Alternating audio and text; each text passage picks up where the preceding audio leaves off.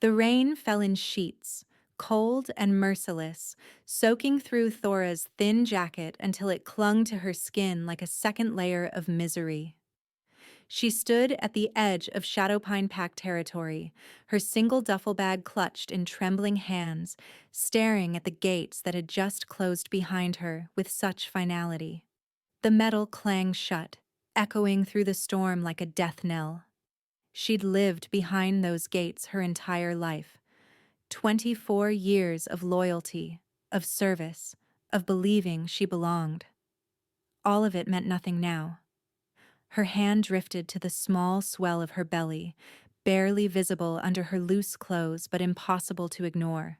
4 months along, 4 months of secret hope that had died the moment she'd told Marcus the truth. "You're lying." His voice still rang in her ears, sharp and cutting. "That bastard isn't mine. You think I don't know you've been whoring around?" The accusation had stolen her breath. She'd never looked at another man since the mate bond had snapped into place 2 years ago. Marcus had been everything. Her mate, her alpha, her future. She'd given him her heart, her body, her complete devotion, and he'd thrown it all back in her face in front of the entire pack. Thora's throat tightened at the memory of standing in the pack house's great hall, Marcus's disgust radiating through their bond as he publicly rejected her. The pain had dropped her to her knees, a physical agony that felt like her chest was being torn open. Other pack members had watched with a mixture of pity and judgment as Marcus declared her Omega status revoked, her pack ties severed. "Get out," he'd snarled. "You have until sundown." She'd had 3 hours to pack her life into one bag. Thunder cracked overhead, and Thora forced her feet to move. Standing here wouldn't change anything. She had $47 in her pocket, no family, and nowhere to go. But she had to keep moving. For the baby. For the tiny life depending on her to be stronger than she felt. The bus station was 2 miles down the road, a sagging structure with peeling paint and a flickering neon sign. By the time Thora pushed through the doors, she was drenched and shaking, her teeth chattering so hard her jaw ached. The handful of people waiting inside looked up briefly, then away, uninterested in another soaked traveler. She sank onto a plastic bench near the back, setting her bag at her feet. The station's fluorescent lights buzzed overhead, casting everything in a sickly yellow glow. A schedule board on the wall listed departures, cities she'd never been to, places where no one knew her name or her shame. If she could just figure out where to go. If she could just think past the exhaustion and heartbreak crushing her chest. Thora's eyes burned, but she refused to cry. She'd cried enough. She'd cried when Marcus first pulled away, making excuses for why he couldn't spend time with her. She'd cried when she'd caught his scent on another woman. She'd cried when the pregnancy test came back positive, and she'd foolishly thought a baby might bring them closer. No more tears. Tears wouldn't feed her child or put a roof over their heads. Her hand pressed against her belly again, feeling the slight firmness there. "I'll protect you," she promised silently. "I don't know how yet, but I will. You're all I have now." A sudden wave of dizziness washed over her, stronger than the morning sickness she'd grown accustomed to. The world tilted, colors bleeding at the edges of her vision. Thora gripped the bench, her knuckles white as she fought to stay upright. But this wasn't nausea. This was something else entirely. Images flashed behind her closed eyelids, not memories, but something that felt like glimpses of a future she couldn't quite grasp. A child with eyes like starlight, ancient bloodlines converging, power that had been dormant for generations stirring to life. Her wolf, usually so subdued these days, suddenly lifted its head with interest. There was something different about this pregnancy, something her human mind had dismissed, but her wolf had sensed from the beginning. The way her scent had changed wasn't just from hormones. The way other wolves looked at her now wasn't just pity for her circumstances. Thora's breathing steadied as the vision faded, leaving behind a bone-deep certainty she couldn't explain. This child, her child, wasn't just another pack member to be born into a world of rigid hierarchies and predetermined roles. Everything's going to change, she realized, her hand moving protectively over her belly. She didn't know how she knew, but she did. This baby would rewrite the rules entirely. You sense it, don't you? The voice came from beside her, raspy with age, barely audible above the rain hammering the station's roof. Thora's head snapped up. An old woman sat on the bench next to her, though Thora could have sworn the seat had been empty a moment ago. She was ancient, her face a map of deep wrinkles, her silver-white hair pulled back in a severe bun. A worn traveling cloak hung from her thin shoulders, and her pale, clouded eyes seemed to look right through Thora to something beyond. "I'm sorry," Thora managed, her heart still racing from the vision. The old woman smiled, revealing teeth too sharp to be human. "The child in your belly. You sense what it is?" Her gnarled hand lifted, pointing a crooked finger at Thora's midsection. "It carries a prophecy, girl. One written in blood and moonlight before your great-grandmother's great-grandmother drew breath." Thora's heart kicked hard against her ribs. "I don't... What are you talking about?" "They sense it already. The ones who watch from the shadows. They know what's coming." The woman's pale eyes fixed on Thora's belly with an intensity that made her want to cover herself protectively. A child born of ancient blood, raised in darkness but destined for light. The one who will unite the warring kingdoms and restore what was lost. But the child cannot fulfill the prophecy alone. It requires the mother's awakening and the bond of true mates to unlock the ancient power. "You're wrong." Thora shook her head, trying to scoot away, but the woman's hand shot out with serpent-quick speed, gripping her wrist. Her fingers were ice-cold and impossibly strong. "Silver moon blood runs in your veins, daughter of the lost line. Your mother never told you, did she? She hid what you are to keep you safe." The woman's grip tightened. "But hiding is over. The child will bring them all. Enemies and allies alike. You must be ready." "Let go of me." Fear clawed up Thora's throat. This woman was insane. Had to be. Prophecies and ancient bloodlines. That was the stuff of children's stories, not reality. "I'm nobody. My baby is just a baby."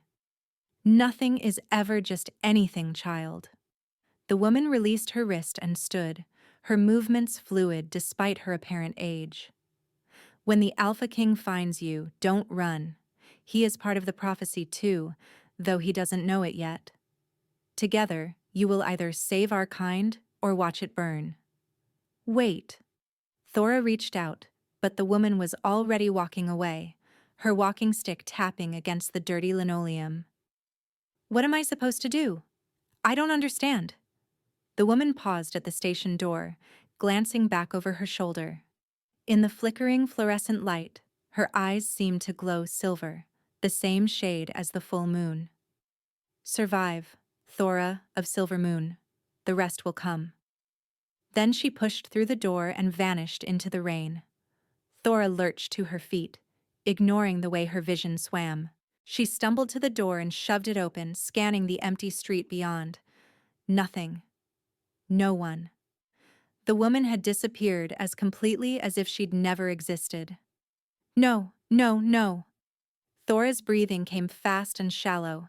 She'd never told that woman her name. And Silver Moon. That pack had been destroyed decades ago, wiped out in a massacre that pack historians still spoke of in hushed tones. Thora's mother had never mentioned any connection to them. But what if the woman was right?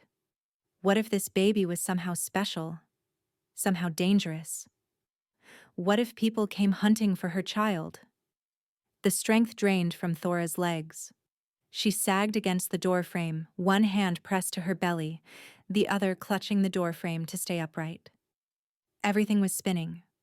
Marcus's rejection, her exile, now this cryptic warning about prophecies and ancient bloodlines. It was too much. All of it was too much. The world tilted sharply and Thora's knees buckled. She heard someone shout, felt the ground rushing up to meet her, but couldn't seem to stop falling. The last thing she registered before darkness swallowed her was the feeling of her baby moving inside her, a tiny flutter, like a butterfly's wings, fragile and precious and depending entirely on a mother who had no idea how to save them. Ryder Blackthorn had attended 7 Alpha Summits in the past decade, and every single one had been a colossal waste of his time. This one was proving no different. He sat at the head of the massive conference table in the Silvercrest Grand Hotel's largest meeting room, half listening to Alpha Garrison drone on about increased rogue activity near the western borders. Around the table, 24 pack alphas from across the Northern Territories postured and argued, each trying to establish dominance while carefully avoiding his direct gaze. They feared him. Good. Fear kept them in line. "The attacks are coordinated," Garrison insisted, his jowls quivering with agitation. "This isn't random violence. Someone is organizing the rogues." "Rogues don't organize," Alpha Chen countered dismissively. "They're feral, broken from their packs. They're animals, nothing more." Ryder's jaw tightened. Idiots. All of them. Chen had held his territory for barely 3 years and thought that made him an expert on pack dynamics. Garrison is right. Ryder's voice cut through the arguing, instantly silencing the room. Every alpha straightened in their seat, attention snapping to him like wolves to their pack leader's command. There have been 17 coordinated attacks in the past 6 weeks. The rogues are being directed. By whom? Alpha Morrison asked, her sharp eyes narrowing. At least she had some sense. That's what we need to determine. Ryder leaned forward, his fingers steepled on the polished table. I want reports from every pack on any unusual rogue activity, any... His wolf surged forward so suddenly that Ryder's words died in his throat. Mate. The word roared through his mind with earth-shattering certainty. His wolf clawed at his control, desperate and wild, consumed by a scent that shouldn't have been possible. Ryder hadn't found his true mate in 32 years of existence. He'd long since accepted he never would, that he'd rule alone and die alone like his father before him. But now his wolf was screaming that everything had changed. Mate. Find her. Protect. Mine. Your Majesty. Cole's voice came from beside him, his beta's concern evident. Are you... Ryder shoved back from the table hard enough to send his chair skidding. Every alpha in the room tensed, uncertain whether to submit or prepare for violence. His wolf didn't care about any of them. The pull was overwhelming, a hook buried deep in his chest that yanked him toward the door with irresistible force. Continue without me, he growled, already moving. His control was fracturing, his wolf too close to the surface. If he didn't find her, whoever she was, soon, he'd shift right here in the middle of the summit. Ryder, wait. Cole caught up to him in the hallway, matching his rapid stride. What's happening? My mate. The words felt foreign on his tongue, impossible. She's here, close. Cole's eyes widened, but he didn't question it. He'd been Ryder's beta for 8 years and knew better than to doubt what his wolf sensed. Where? Ryder followed the pull through the hotel's opulent corridors, his heart pounding harder with each step. The scent grew stronger. Wildflowers and rain, with an underlying sweetness that made his wolf snarl possessively. She was hurting. He could feel it somehow, a distant echo of pain and fear that made his hands curl into fists. Whoever had hurt his mate would die screaming. The pull led him down to the hotel's ground floor, through the lobby, and out the side entrance. Rain pelted down, soaking through his suit jacket instantly, but Ryder barely noticed. His wolf had taken over, driving him forward with single-minded intensity. There, outside a small diner across the street, a figure lay crumpled on the wet sidewalk. Ryder ran. He dropped to his knees beside her, and the mate bond slammed into place with devastating force. She was young, early 20s maybe, with long dark hair plastered to her pale face and a slim build that couldn't hide the gentle swell of her belly. Pregnant. His mate was pregnant. Something primal and possessive roared through him. Pregnant and unconscious in the rain, wearing clothes too thin for the weather, with no one protecting her. Rage ignited in his chest, hot and vicious, at whoever had allowed this. "Get my car," Ryder snapped at Cole. His beta nodded and sprinted back toward the hotel. Ryder gathered the woman into his arms. His mate, though he didn't even know her name, cradling her against his chest. She was cold, shivering, even unconscious, and far too light. When had she last eaten properly? The protective instinct flooding through him was like nothing he'd ever experienced, eclipsing even his devotion to his pack.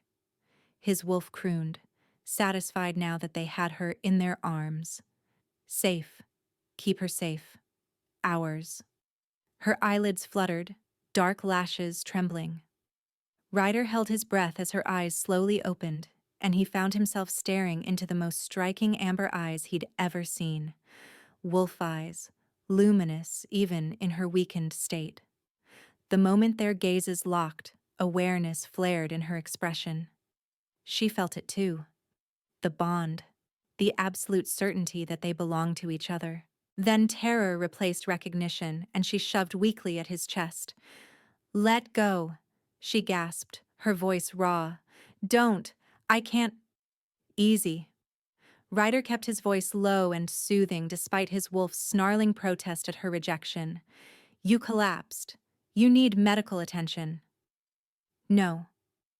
She struggled harder, panic rolling off her in waves. "Let me go. I don't need another alpha's help. I don't need." Her breath hitched. "Please." The word broke something in Ryder's chest.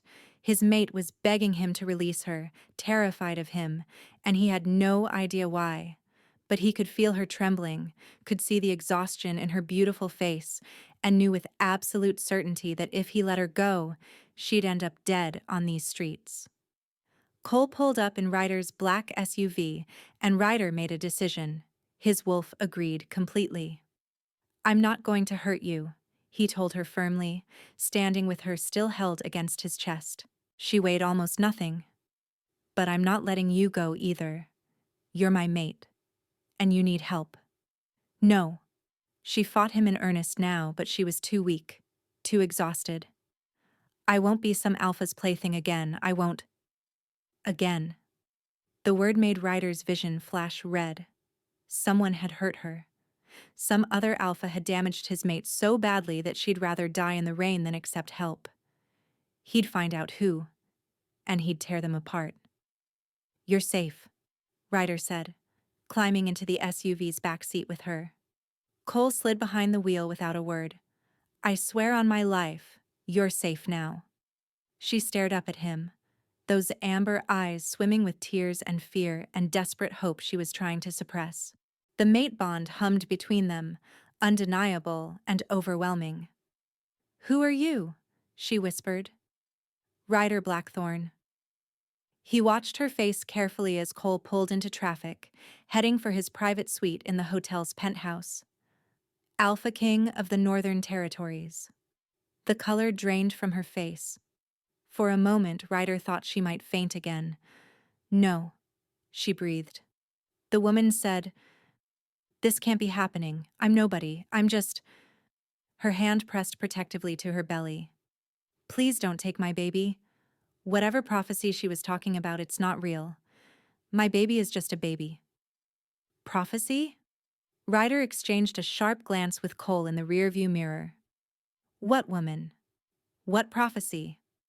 But his mate's eyes were fluttering closed again, exhaustion pulling her under despite her fear. She fought it, trying to stay conscious, but her body had reached its limit. "Stay with me," Ryder urged, his hand cupping her face. So cold. She was so cold. "Tell me your name." "Thora," she murmured. the word barely audible. Then her eyes closed and she went limp in his arms. Thora. Ryder held her closer, his wolf finally settling now that they had their mate safe. But questions churned through his mind as Cole navigated through the city streets. What prophecy? Why was she pregnant and alone? And what had that other alpha done to make her so terrified? He'd find out all of it, and then he'd fix it. Consequences be damned. Because Thora was his mate. And nothing. Not prophecies, not other alphas, not even her own fear, would keep her from him now. Thora woke to silk sheets and the scent of sandalwood, and for one disoriented moment she forgot where she was. Then the events of the previous night crashed back. The rain, the mysterious woman, collapsing outside the diner, and him, the Alpha King, her mate. She sat up too quickly, and the room spun. A hand steadied her shoulder, and she flinched before recognizing Nina, Ryder's assistant. The woman had kind eyes and a gentle manner that had made Thora's wolf settle somewhat during the medical examination the previous evening. "Easy," Nina said softly. "The doctor said you need rest. You were severely dehydrated and malnourished." Shame burned through Thora's chest. Of course she was. She'd spent the last week eating whatever she could afford with her dwindling $47. But hearing it stated so clinically made her feel like she'd failed her baby before it was even born. "Where is he?" Thora asked, hating how her voice trembled. "His Majesty is in a meeting. He asked me to sit with you until you woke." Nina moved to pour water from a crystal pitcher on the nightstand. "He wanted to be here himself? But the Alpha Summit? I don't need a babysitter." Thora took the water, drinking deeply despite her sharp tone. The cool liquid felt like heaven on her parched throat. "And I don't need him hovering over me like I'm some fragile thing he owns." Nina's expression remained neutral, but something flickered in her eyes. Understanding, maybe. "He's worried. You're his mate." The word sent a jolt through Thora's chest, the mate bond humming to life at just the mention of him. She could feel Ryder somewhere in the building, a constant awareness at the edge of her consciousness. It was overwhelming and terrifying, and everything she'd sworn she'd never feel again after Marcus. "I didn't ask to be," Thora muttered, setting down the empty glass. Before Nina could respond, the bedroom door opened and Ryder strode in. Thora's breath caught despite herself. He'd changed from the rain-soaked suit into dark jeans and a black Henley that emphasized his broad shoulders and muscular build. His dark hair was slightly disheveled, and those ice-blue eyes fixed on her with an intensity that made her wolf whimper in submission. "Leave us," he told Nina, his gaze never leaving Thora's face. Nina nodded and slipped out, closing the door behind her with a soft click. The silence stretched between them, heavy with the weight of the mate bond pulling them together even as Thora's fear pushed her away. "How are you feeling?" Ryder asked finally, moving closer to the bed. "Fine." The lie tasted bitter. "I should go." "Go where?" His voice remained calm, but something dangerous flickered across his face. "Back to the streets? Back to wherever you've been sleeping that left you half-starved and pregnant?" Thora's hands fisted in the silk sheets. "That's none of your business. You're my mate. Everything about you is my business now." He sat on the edge of the bed, and Thora scooted back instinctively. Pain flashed through his eyes before he masked it. "I'm not going to hurt you, Thora." That's what he said too. The words escaped before she could stop them, and Ryder's entire body went rigid. When he spoke again, his voice was deadly soft. "Who?" Thora shook her head, pressing her hand protectively to her belly. The baby fluttered inside her, a tiny movement that reminded her why she couldn't afford to trust another alpha, no matter how much her wolf cried out for him. "It doesn't matter. I just need to leave before whoever's looking for me finds me here." That woman at the bus station said, "The prophecy." Ryder leaned forward, his elbows resting on his knees. "Tell me everything she said." So Thora did. the words spilling out in a rush. She told him about the old woman's cryptic warnings, about the Silver Moon bloodline, and the child who would unite the warring kingdoms. With every word, Ryder's expression grew darker, more troubled. Silver Moon, he repeated when she finished, his jaw tight. Your mother never told you about your heritage? My mother died when I was 6. I barely remember her. Thora wrapped her arms around herself. I grew up in Shadowpine, just a regular Omega. There's nothing special about me. There's everything special about you. The words came out fierce, and Ryder's hand moved as if to touch her face before he stopped himself, respecting her space. But if you truly carry Silver Moon blood, you and your child are in more danger than you realize. Fear coiled in Thora's stomach. What do you mean? Ryder stood, pacing to the window that overlooked the glittering city below. The Silver Moon Pack was destroyed 15 years ago in a massacre. They possessed ancient magic, power that threatened those who wanted to control the werewolf territories. My entire family was killed that same night. They were allied with Silver Moon, trying to protect them. His voice remained steady, but Thora heard the carefully controlled pain beneath it. I was 17. I survived only because I was away at Alpha training. Thora's throat tightened at the raw grief in his words. She understood loss, understood the kind of pain that carved itself into your bones. I'm sorry. Don't be sorry. Just listen. He turned back to face her, and the Alpha King was back in full force, commanding and absolute. If the prophecy is real, if your child truly has the power to restore balance, there are factions that will do anything to prevent that. They'll kill you both. Then I'll run. I'll disappear somewhere they can't find me. They'll find you. His certainty made her shiver. You're weak, alone, and pregnant. You wouldn't last a month. The words stung because they were true. Thora had been fooling herself, thinking she could survive on her own with a baby. She had no money, no pack, no protection. She was exactly as vulnerable as he claimed. So, what do you want from me? She asked bitterly. You want to keep me here like some kind of prisoner? Use my baby for whatever political game you're playing? Ryder crossed the distance between them in 2 swift strides, dropping to his knees beside the bed so their eyes were level. This close, Thora could see flecks of silver in his blue eyes, could feel the heat radiating from his body. The mate bond screamed at her to touch him, to accept what her wolf knew they needed. I want to make you a deal, he said quietly. Stay here under my protection until the baby is born. Let me keep you both safe. In return, once you've recovered from the birth, I'll give you enough money to disappear anywhere in the world. New identity, new life. Everything you need to start over. No strings attached. Thora stared at him, searching for the trap. There had to be one. Alphas didn't offer anything without expecting something in return. Marcus had taught her that lesson brutally well. Why would you do that? She whispered. Because you're my mate, and I'm not going to let you die. His hand lifted, hovering near her face without quite touching. Because that child, your child, doesn't deserve to be caught in whatever war is coming. And because I've spent 15 years watching werewolf politics tear our world apart.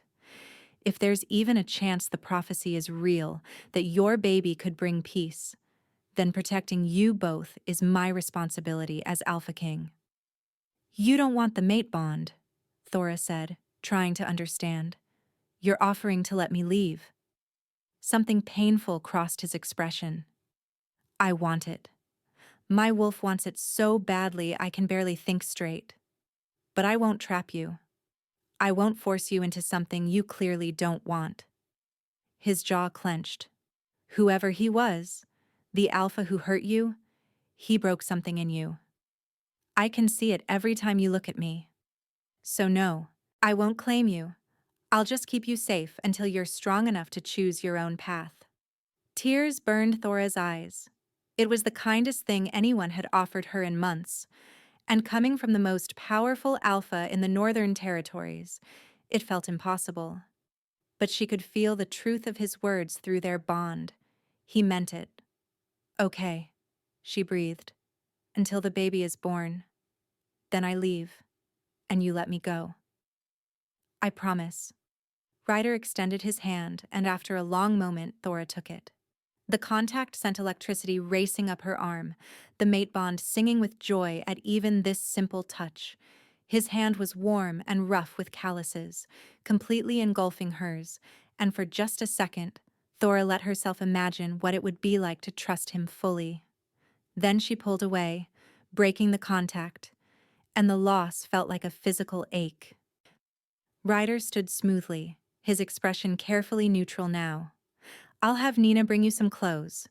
The doctor will check on you again this evening, and I've arranged for a nutritionist to plan your meals. You need to regain your strength. I don't need... This isn't negotiable, Thora. His voice held that alpha command that made her wolf want to submit. You're under my protection now.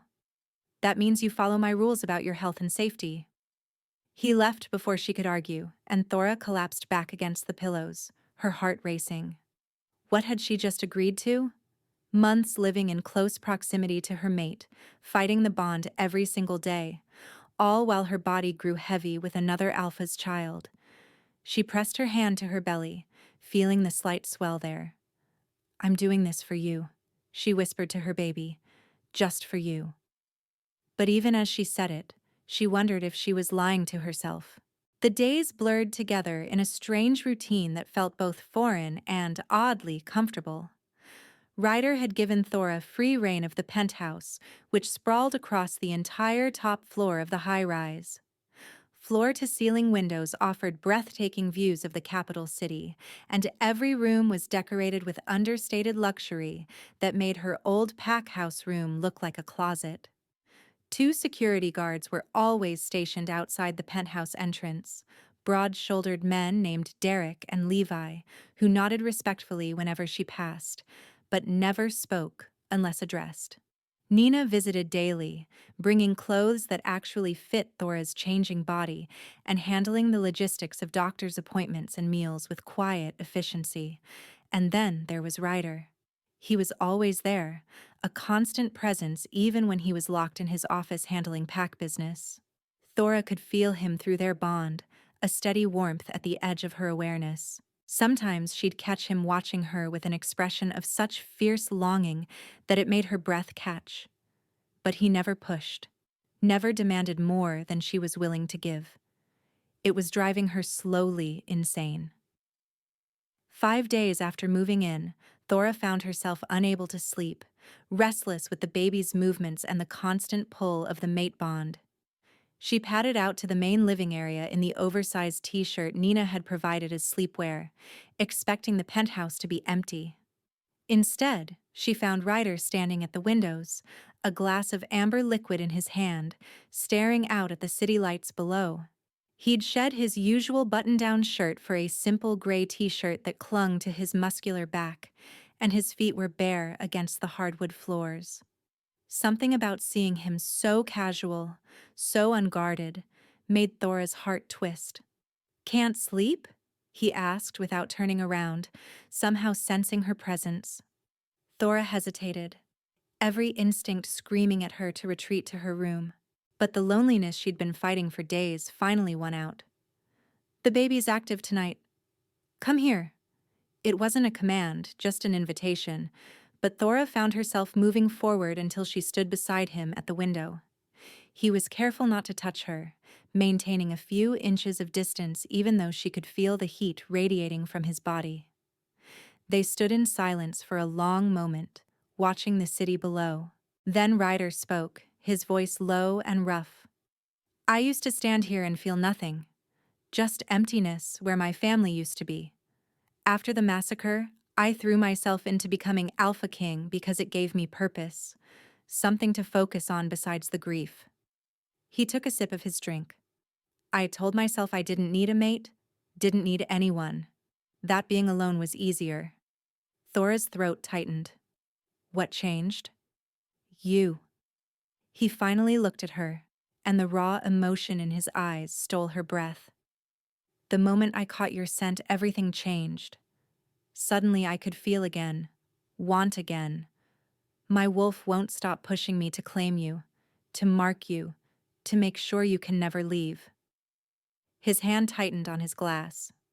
But I see the fear in your eyes every time I get too close. So I stand here at night fighting every instinct I have, because keeping you safe matters more than what I want. Thora's eyes burned with unshed tears. The vulnerability in his confession cracked something open inside her chest. Marcus is the father, she heard herself say, the words spilling out before she could stop them. He was my mate. Or I thought he was. The bond felt real, but maybe I was just desperate to belong to someone. Ryder's jaw clenched, but he didn't interrupt. When I told him about the baby, he called me a whore in front of the entire pack. Said the child wasn't his, that I'd been sleeping around. The shame of that moment still burned like acid. He rejected me publicly and exiled me with nothing. I thought... Her voice broke. I thought he loved me. I gave him everything, and it meant nothing. He's a fool. Ryder's voice was deadly soft. And when I find him, I'm going to tear him apart for what he did to you. The protective fury in his words should have frightened her. Instead, it made something warm unfurl in Thora's chest. No one had ever defended her like this, promised violence on her behalf without asking for anything in return. You can't, she whispered. He's an alpha. It would start a war. I don't care. Ryder set down his glass and turned to face her fully, his ice-blue eyes blazing. He hurt my mate. He left you and your child to die alone. There is no law, no political consequence that would stop me from making him pay for that. Why? Thora demanded, frustration and confusion warring inside her. Why do you care so much? We barely know each other. This bond. It's just biology. Just fate throwing us together. You don't owe me anything. Don't I? Ryder moved closer, still not touching but near enough that Thora had to tilt her head back to meet his eyes. You're my mate, Thora. The other half of my soul. Finding you gave me back something I thought I'd lost forever. Hope. Purpose. The possibility of being something more than just the alpha king everyone fears. His voice dropped to barely above a whisper. So yes, I care. I care more than is probably wise, given that you plan to leave the moment that baby is born. The pain in his words made Thora's chest ache. She could feel his loneliness through their bond, could sense the years of isolation he'd endured, and underneath it all was that terrible, consuming need to protect her, to keep her safe, to give her everything she'd been denied. I'm scared, she admitted, the confession torn from somewhere deep inside. Every time I start to trust you, I remember Marcus's face when he rejected me. I remember how much it hurt, how worthless I felt. What if... She wrapped her arms around herself. What if you're just like him? What if I let myself need you, and you destroy me too? I won't. Ryder's hand lifted, hovering near her face. This time, Thora didn't pull away. His fingers brushed her cheek with devastating gentleness, and the mate bond flared bright and desperate between them. I swear on everything I am, on my title and my pack and my life, I will never hurt you the way he did. You're precious to me, Thora. You and that baby both. And I'll spend however long I have with you proving that not all alphas are monsters. Thora's breath caught as he cupped her face with both hands, his thumbs brushing away tears she hadn't realized were falling.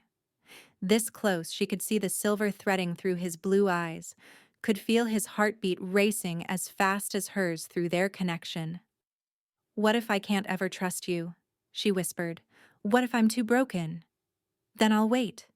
His forehead rested gently against hers, and the simple intimacy of it made Thora's wolf keen with longing.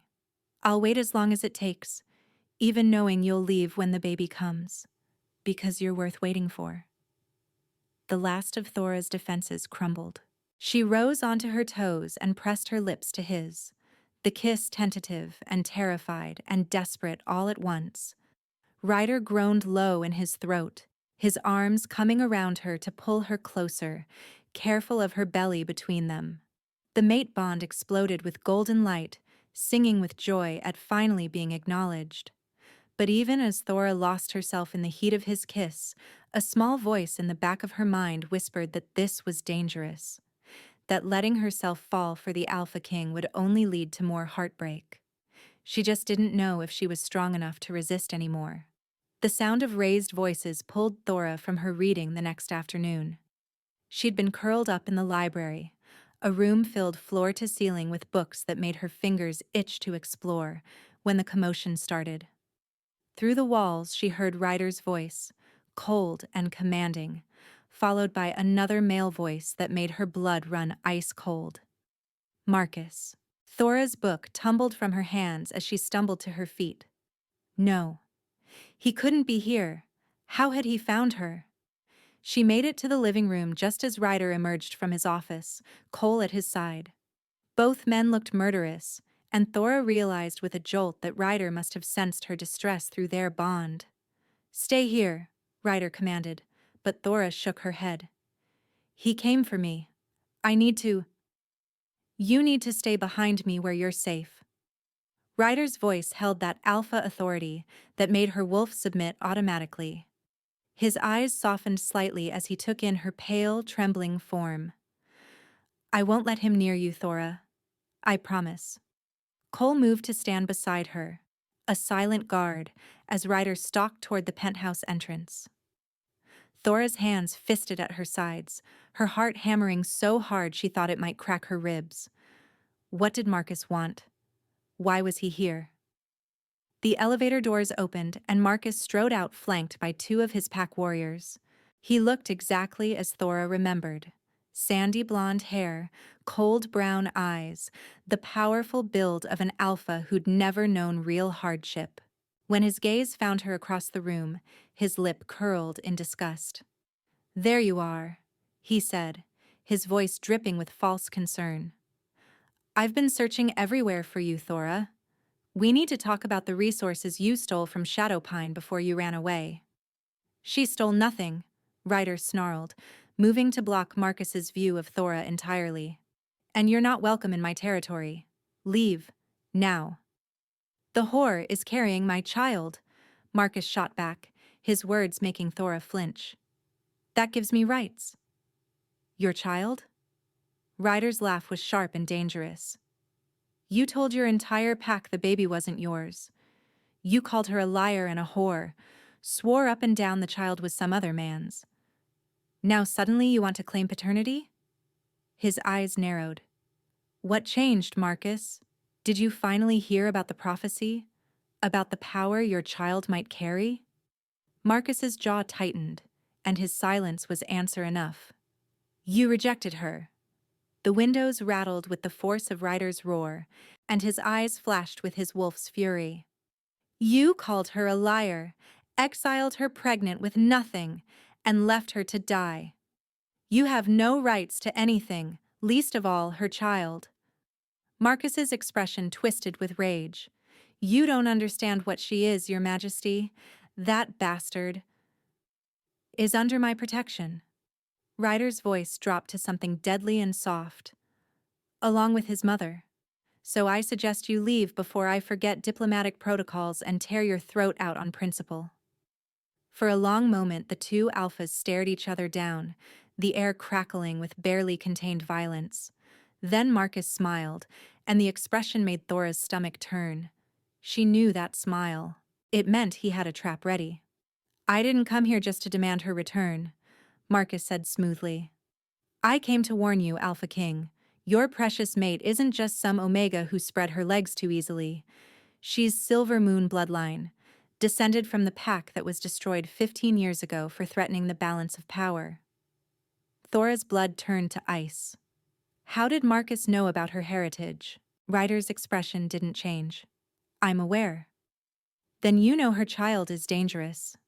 Prophesied to unite the territories, they say, but prophecies can be twisted." Marcus's eyes glittered with malice as they found Thora again. The Werewolf Council has been informed of her existence. They've declared the child a threat to peace. If you harbor her, you're declaring war on every allied pack. The council doesn't dictate who I protect in my own territory. Perhaps not, but they can make your life very difficult.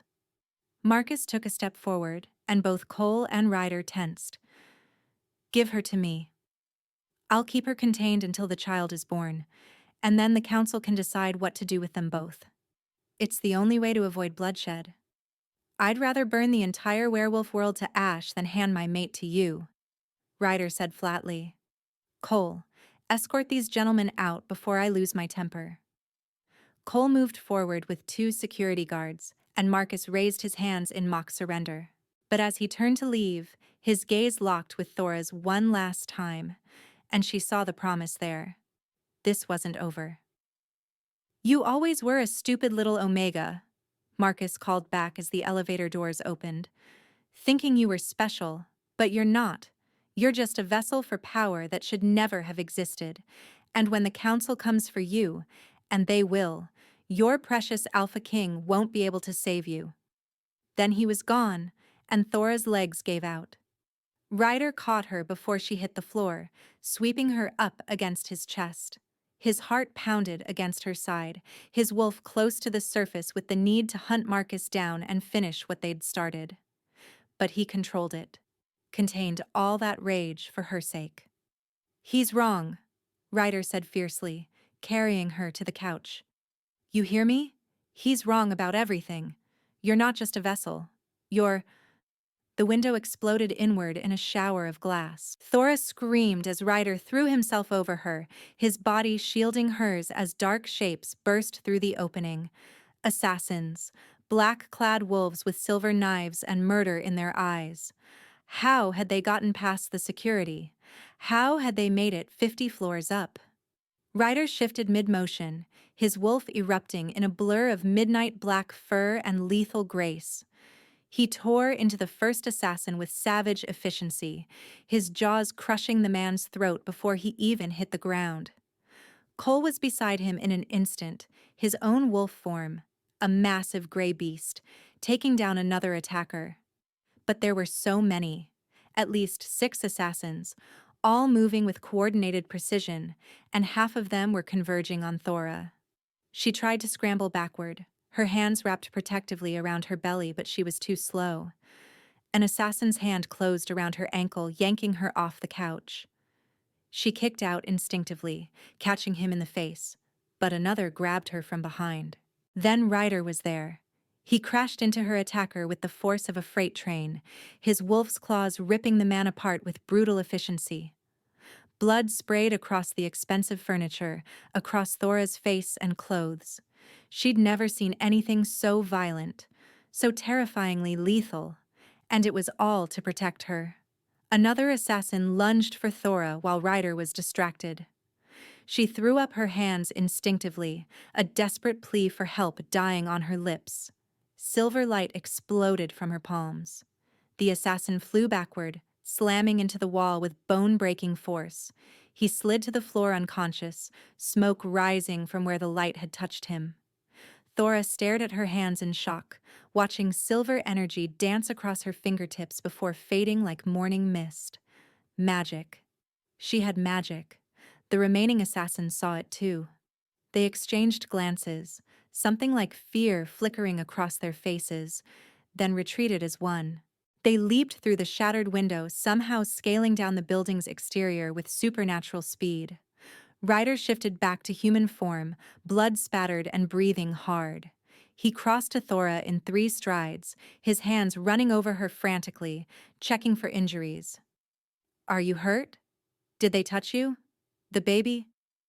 I'm fine, Thora breathed, still staring at her hands. Ryder, what was that? What did I do? His eyes found hers, and she saw her shock reflected there, mixed with something else. Understanding. Certainty. Silver moon magic, he said quietly. It's waking up inside you. The prophecy wasn't just about the baby, Thora. It's about you, too. Before Thora could respond, her vision swam. The adrenaline crash hit hard, and exhaustion pulled her under. The last thing she felt was Ryder catching her, his arms strong and secure, his voice rough with fear as he called her name. And through the mate bond, she felt his terror, not for himself, but for her and the child she carried.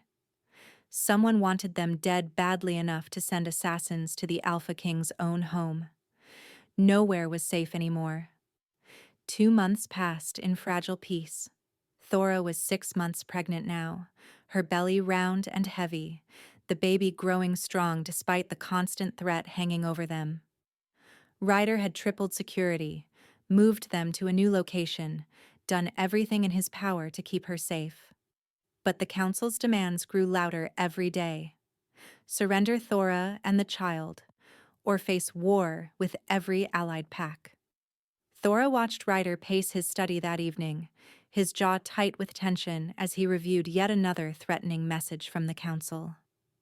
Through their bond, she felt his exhaustion, his fear. Not for himself, but for her. He would burn the entire world to protect her. And that was exactly the problem. She thought of the message Marcus had sent that morning, smuggled past Ryder's security. Come with me willingly, and the Alpha King lives. Refuse, and the Council will destroy everything he's built. Your choice. Thora's hand trembled as she poured Ryder's evening whiskey, watching the amber liquid swirl in the crystal glass. The sleeping powder she'd stolen from the medical supplies dissolved invisibly. Her heart cracked with every beat. This was the only way. Ryder would never let her go willingly, would never stop fighting for her. But if she stayed, the war would consume him. The Council would send more assassins, more armies.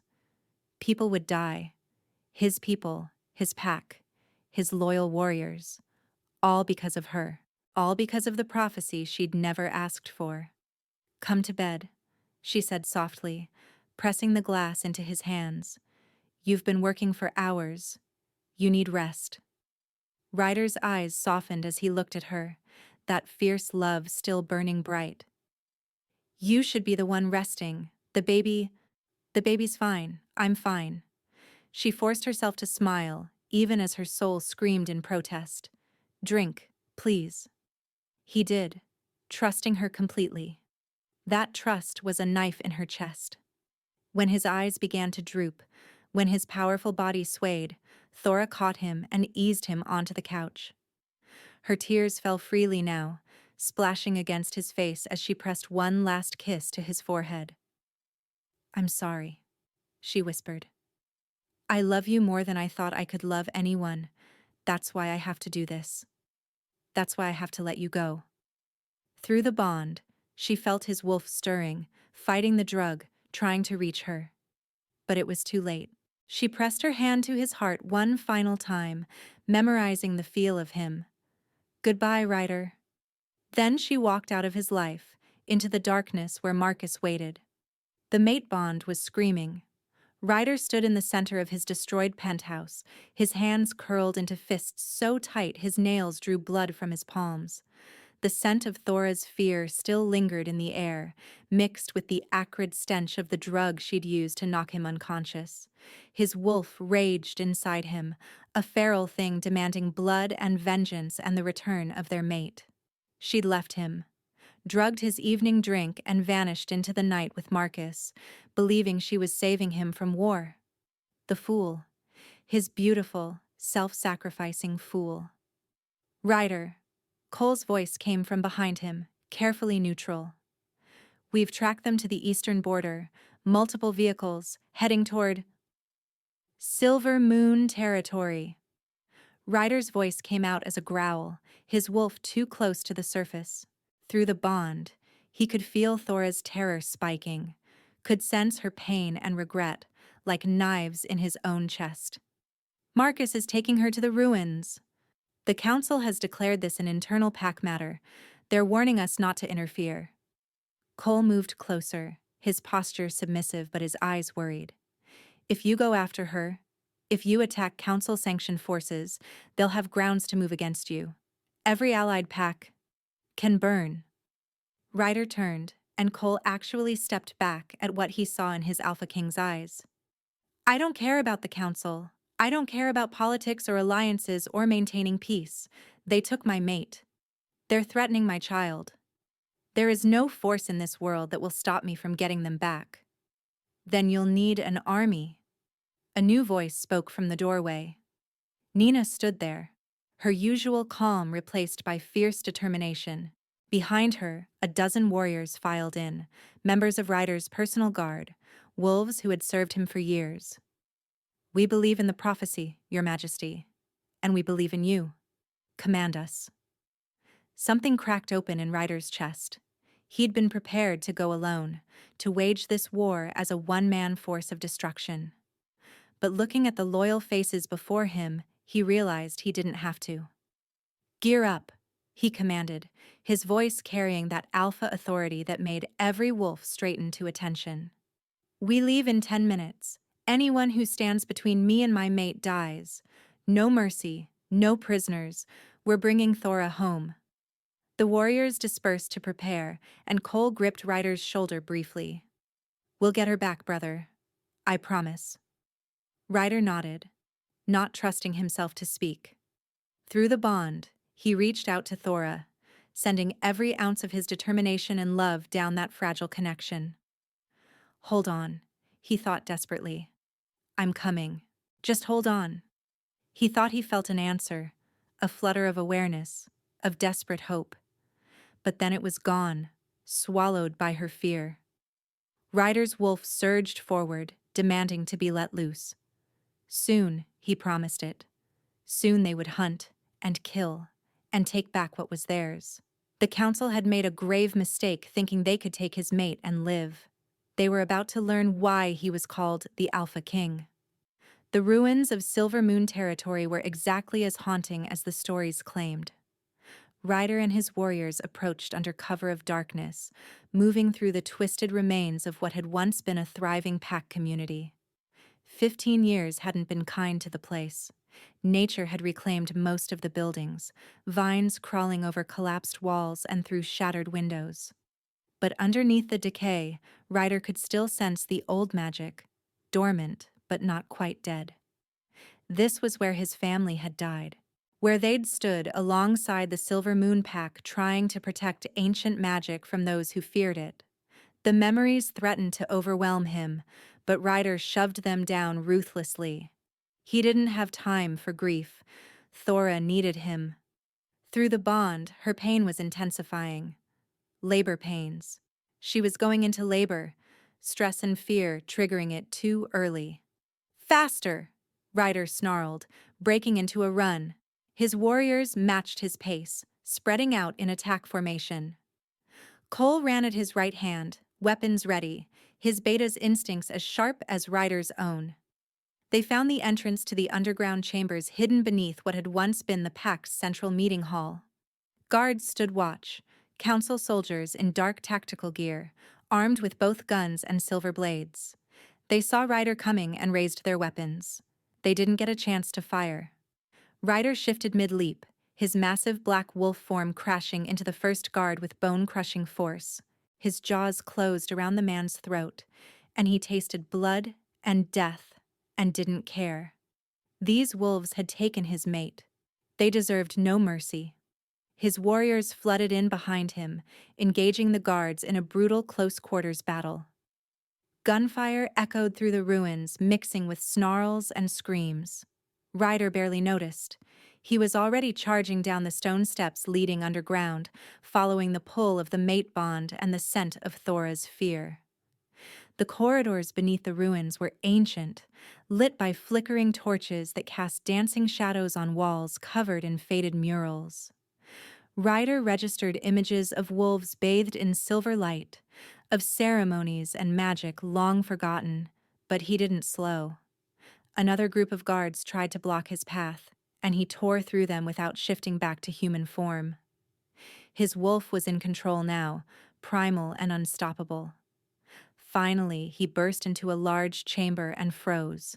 Thora was chained to a stone altar in the center of the room, her body arched in obvious pain as another contraction hit. Her face was pale and streaked with tears, her clothes torn and bloody. But her eyes were glowing silver, power crackling around her hands even through the chains. Around her stood a dozen council members and dark-robed figures Ryder recognized from old texts about blood magic practitioners. And there, right beside Thora, was Marcus, his hand pressed to her swollen belly as he chanted something in a language that made Ryder's fur stand on end. They were trying to extract the baby's power, trying to steal it before the child was even born. Ryder's roar shook the chamber. Every head snapped toward him, and he saw fear flash across multiple faces. Good.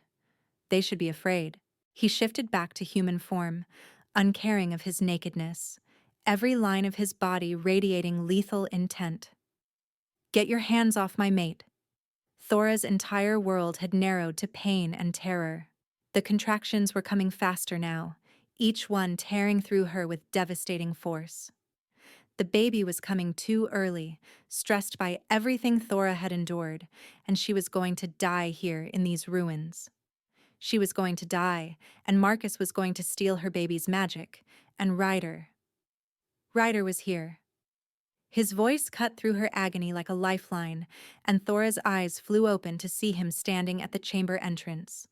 Magnificent and deadly, his body covered in blood that wasn't his own, his ice-blue eyes blazing with such fury that the air itself seemed to crackle. The mate bond surged between them, stronger than ever, and Thora felt his rage and his love and his absolute determination to save her. "You can't have her," Marcus snarled, his hand still pressed to Thora's belly. The dark magic practitioners continued their chanting, and Thora felt something pulling at her insides, trying to rip the power from her child. The ritual is almost complete. The prophecy ends here. The only thing ending here is your life. Ryder's voice was deadly calm now, which was somehow more terrifying than his rage. He took a step forward, and the council members moved to block him. He looked at them with cold contempt. Move, or die with him. Choose now. Another contraction hit, and Thora screamed. The pain was unbearable, but underneath it, she felt something else building. The same power that had exploded from her hands during the assassination attempt, but stronger now, wilder. Her fear for her baby was igniting something ancient in her blood, something that had been sleeping for generations. Silver moon magic. Her birthright. The chains binding her wrists began to glow, silver light spreading from her hands up the metal links. Marcus jerked back, his eyes widening in shock. "That's impossible. The suppression spells should—" The chains exploded. Power erupted from Thora in a wave of silver light that sent everyone in the chamber flying backward. She rose from the altar, her body moving on instinct, her hands crackling with magic she didn't understand, but suddenly knew how to use. The dark practitioners' chanting cut off in screams as her power swept over them, burning away their corrupted magic.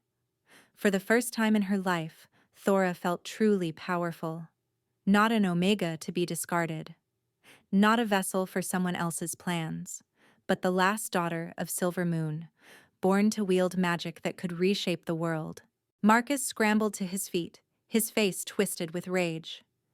"You think you're special? You think this changes anything? You're still the same pathetic Omega who begged for my affection." "No." Thora's voice rang out clear and strong, silver light dancing in her eyes. "I'm nothing like that broken girl anymore. You tried to destroy me, Marcus. You rejected me, exiled me, and now you're trying to steal my child's power.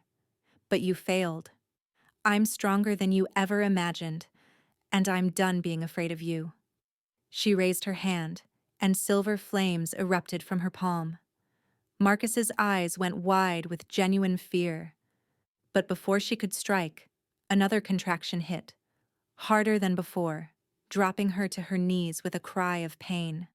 The magic flickered and died as her body reminded her that she was still in labor, still vulnerable. Marcus lunged for her, a silver blade appearing in his hand. He never reached her. Ryder crashed into him like a freight train, both men tumbling across the stone floor. They shifted simultaneously, wolf forms erupting in snarls of fur and fangs. Ryder's black wolf was larger, more powerful, but Marcus fought with the desperation of a man with nothing left to lose. The council members moved to interfere, but Thora's remaining warriors burst into the chamber, engaging them in combat. The underground space became a battlefield, full of blood and violence and the sounds of death. Through it all, Thora tried to stand, tried to help, but her body wouldn't cooperate. The baby was coming now, and there was nothing she could do to stop it. She pressed her back against the altar, breathing through the contractions, her hands still glowing with silver light as she tried to keep herself protected. Across the chamber, Ryder fought with terrifying efficiency. His jaws closed around Marcus's throat, and for a moment, Thora thought it was over. But Marcus twisted free, his claws raking across Ryder's side, drawing blood. They circled each other, both wounded, both determined. Then Ryder's eyes found Thora's across the chaos, and something passed between them. Understanding. Trust. Love so fierce it burned through the mate bond like fire. Thora reached for that connection, pouring her magic into it. Silver light flowed from her to Ryder, and she watched in awe as his black fur began to shimmer with it, as his wolf grew even larger, even stronger. The mate bond wasn't just connecting their hearts, it was amplifying their powers, making them more together than they ever could be apart. The prophecy wasn't just about the child, it was about them. Ryder, enhanced by Thora's magic, moved like lightning. He caught Marcus mid-leap, his jaws closing around the other alpha's neck with crushing finality. This time, there was no escape. Marcus's wolf form went limp, and when Ryder released him, the body hit the ground and didn't move again. It was over. Ryder shifted back to human form and ran to Thora, dropping to his knees beside her. His hands cupped her face, his eyes wild with worry. "I've got you. You're safe now. Just breathe." "The baby!" Thora gasped, another contraction stealing her breath. "Ryder, the baby's coming. I can't, it's too early." "Cole!" Ryder shouted over his shoulder. "Clear the temple chamber, now." His warriors moved with military precision, driving the remaining council members back. Cole appeared at Ryder's side, his arms full of supplies they'd brought. "The sacred temple is just through that passage. It's the safest place for the birth." Ryder lifted Thora into his arms, cradling her against his chest as he strode through the underground corridors. She buried her face in his neck, breathing in his scent, pine and leather and home, as another wave of pain crashed over her. The sacred temple took her breath away. It was a circular chamber with a domed ceiling open to the night sky above, where a full moon shone down with silver brilliance. The walls were covered in intact murals showing the history of the Silver Moon Pack, and in the center of the room stood an ancient stone platform surrounded by glowing symbols that seemed to pulse with power. This was where her ancestors had performed their most sacred rituals, where they'd connected with the old magic, and this was where her daughter would be born. Ryder laid Thora gently on the platform, and she felt the magic in the stone responding to her presence, warming beneath her back. The pain of labor was intensifying, but so was the power flowing through her. Silver light surrounded them both, pulsing in rhythm with her contractions. "I'm here," Ryder murmured, his hand gripping hers. "I'm not leaving you. You can do this, Thora. You're the strongest person I've ever known." Thora's laugh turned into a cry of pain as her body demanded she push. There was no doctor, no medical equipment, just her and Ryder and the ancient magic of her bloodline. It should have been terrifying. Instead, it felt right.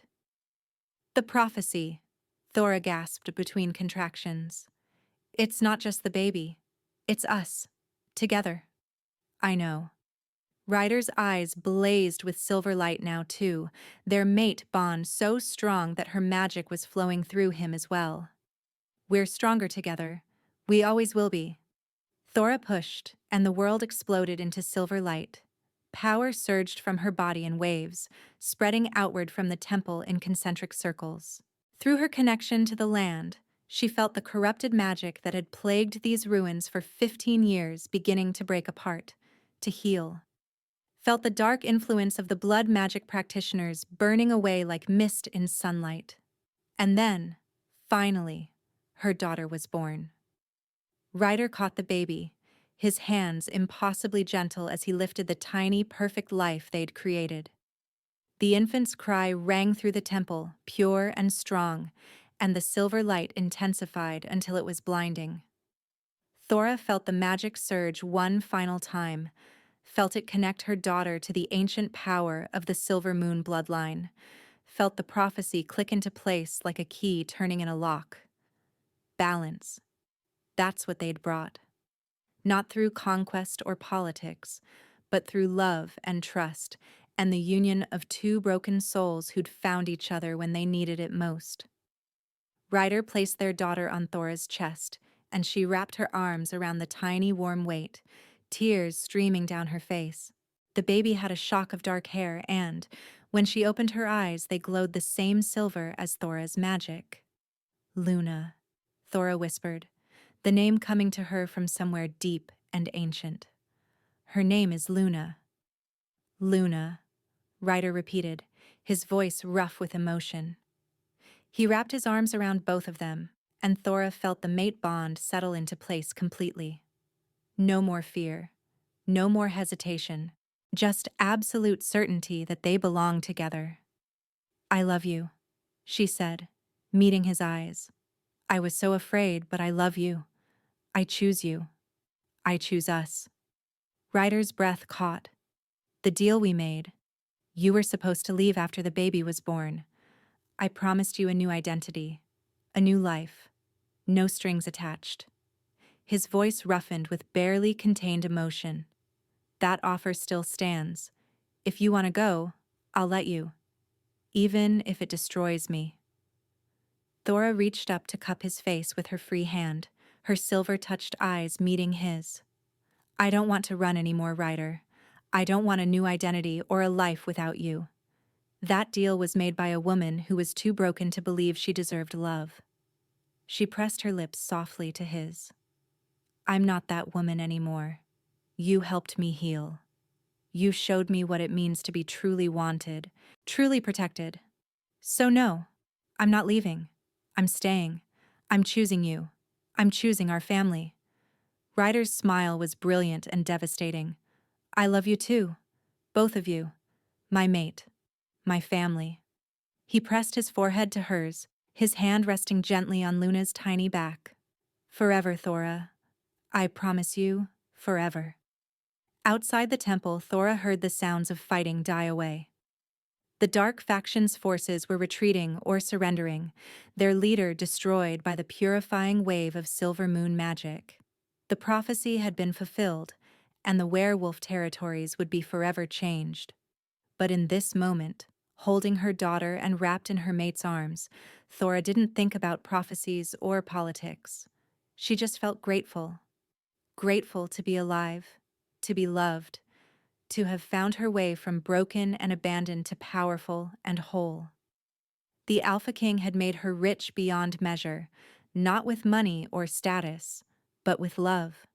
And that was worth more than all the gold in the world.